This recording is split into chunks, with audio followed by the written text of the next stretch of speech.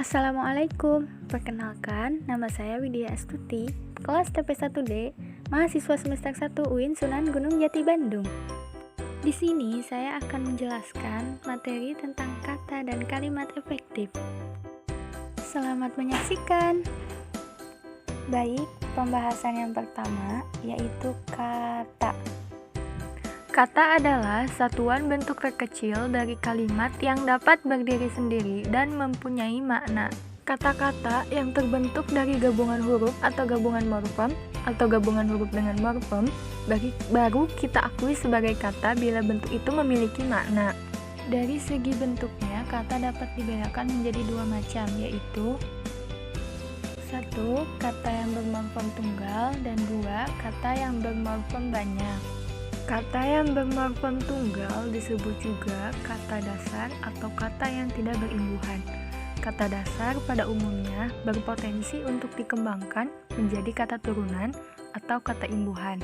Contoh perubahan kata dasar menjadi kata turunan yang mengandung banyak arti, diantaranya kata dasarnya baca, pelaku menjadi pembaca, proses menjadi pembacaan, perbuatannya menjadi membaca, hasilnya menjadi bacaan. Pembagian kelas kata dalam bahasa Indonesia. Yang pertama yaitu verba. Dilihat dari bentuknya, verba dibedakan menjadi 1. Verba dasar bebas, yaitu verba yang berupa morfem dasar bebas. Contohnya duduk, makan, minum, mandi, pergi, pulang, tidur. 2. Verba turunan, yaitu verba yang telah mengalami afiksasi, reduplikasi, gabungan proses atau berupa paduan leksem. Verba berafiksasi, contohnya ajari, bernyanyi, bertaburan, dan lain-lain. Verba bereduplikasi, contohnya bangun-bangun, ingat-ingat, marah-marah, dan lain-lain. Verba berproses gabung, contohnya bernyanyi-nyanyi, tersenyum-senyum. Dan verba majemuk, contohnya cuci mata, unjuk gigi. Yang kedua yaitu adjektiva. Adjektiva adalah kategori yang ditandai oleh kemungkinannya untuk bergabung dengan partikel tidak, mendampingi nomina, atau didampingi partikel seperti lebih, sangat, agak, mempunyai ciri-ciri morfologis, dibentuk menjadi nomina dengan kondisi kean. Dari bentuknya, adjektiva dapat dibedakan menjadi 1. Adjektiva dasar, diantaranya yang dapat diuji dengan kata sangat, lebih, misalnya bahagia, dan yang tidak dapat diuji dengan kata sangat dan lebih, misalnya genap, langsung. 2. Adjektiva turunan, diantaranya turunan berafiks, turunan bereduplikasi, berafiks kean, berafiks i, dan adjektiva yang berasal dari pelbagi kelas dengan proses-proses. 3. Adjektiva majemuk, diantaranya subordinatif, contoh kepala dingin, dan koordinatif, contoh suka duka. Yang ketiga, nomina.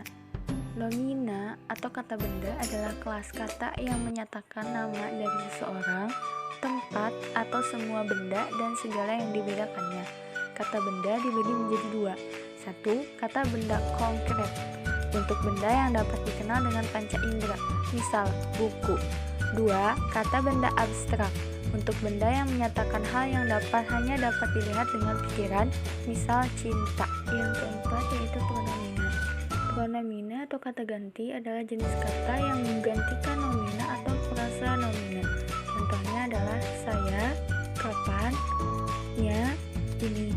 Cara penggantian kata ganti bermacam-macam tergantung rujukan yang digunakan. Yang kelima yaitu demonstrativa. Demonstrativa atau kata tunjuk adalah kata yang dipakai untuk menunjuk atau menandai orang atau benda secara khusus. Kata tunjuk dapat dibedakan menjadi 1. Kata tunjuk dasar, contoh itu, ini. 2. Kata tunjuk turunan, contoh berikut, sekian. 3. Kata tunjuk gabungan, contoh di sana, di situ. Yang keenam yaitu artikular.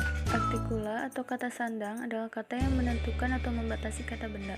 Kata sandang umumnya terletak di depan atau sebelum kata benda. Kata sandang berupa partikel, jadi tidak dapat berafiksasi atau diberi imbuhan. Yang ketujuh yaitu konjungsi. Konjungsi adalah suatu kata penghubung yang berfungsi untuk menghubungkan dua buah klausa, kalimat, paragraf, atau lebih. Dalam bahasa Indonesia, ada beberapa macam konjungsi yang dapat ditemukan, antara lain konjungsi antar klausa, antar kalimat, dan konjungsi antar paragraf. Yang ketujuh yaitu interjeksi. Interjeksi adalah kata seru yang mengungkapkan isi hati dari si pembicara. Kebanyakan orang untuk mengungkapkan isi hati seperti rasa kagum, jijik, heran, atau takut. Mereka dan juga kita menggunakan berbagai kata seperti wow, ih, oh, dan sebagainya. Nah, kata-kata seperti itulah yang dimaksud dengan interjeksi. Pembahasan selanjutnya yaitu tentang kalimat efektif. Kalimat efektif adalah kalimat yang dapat mengungkapkan gagasan penutur atau penulis secara tepat sehingga dapat dipahami oleh pendengar atau pembaca secara tepat. Syarat-syarat kalimat efektif. 1. Kesatuan. Kesatuan adalah terdapatnya satu ide pokok dalam sebuah kalimat. Penutur tidak boleh menggabungkan dua kesatuan yang tidak mempunyai hubungan sama sekali ke dalam sebuah kalimat. Contoh kalimat yang tidak jelas kesatuan gagasannya. Dalam pembangunan sangat berkaitan dengan stabilitas politik. Dalam kalimat tersebut memakai kata depan yang salah sehingga gagasan kalimat menjadi kacau. Contoh kalimat yang jelas kesatuan gagasannya. Pembangunan sangat berkaitan dengan stabilitas politik. 2. Kepaduan atau koherensi. Koherensi adalah terjadinya hubungan yang padu antara unsur-unsur pembentuk kalimat. Yang termasuk unsur pembentuk kalimat adalah kata, frasa, klausa, serta tanda baca yang membentuk S, P, O, pel, ket dalam kalimat. Contoh kalimat yang unsurnya tidak koheren. Saya punya rumah baru saja diperbaiki.